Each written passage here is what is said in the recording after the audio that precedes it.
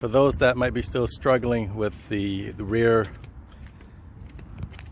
liftgate kick sensor, if your car is equipped with it, this is how I do it. I know some people try to kick just straight in the middle towards the license plate, but you see our cars have all these sensors all around the car, right? And on the back bumper, you see those two circles. Those are sensors, not sensors for the lift, for the kick, for the kick sensor, but they're sensors to monitor your car. So what I do, and one thing I should also mention, is your car does not have to be unarmed. So here's my car, here's a key fob, and go ahead and arm it. So it's armed, right?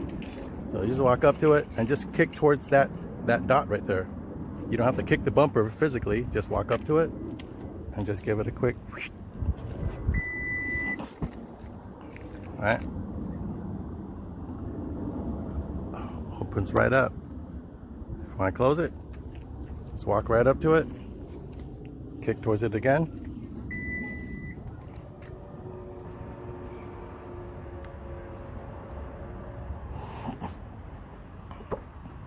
And the reason why I kick towards the dot is I know that for those who have the OEM tow hitch installed, the sensor is moved over to the left.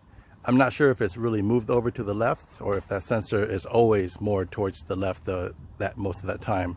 So hopefully that helps anyone out trying to figure out a way so you don't look crazy in the parking lot kicking at your bumper 4 or 5, 6 times and people are looking at you like, who the heck is this person?